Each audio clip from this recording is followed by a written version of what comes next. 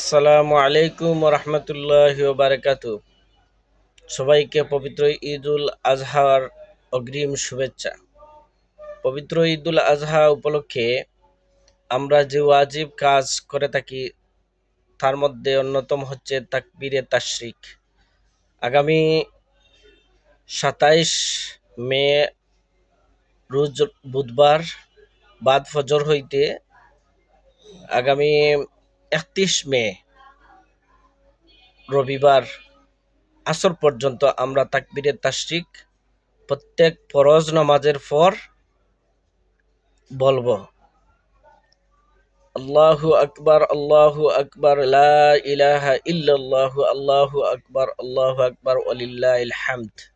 আল্লাহ রাব্বুল আলামিন আমাদেরকে সেই তৌফিক দান করুক যে ওয়াজিব কাজ থেকে যেন আমরা কেউ বিরত না থাকি ইনশাআল্লাহ।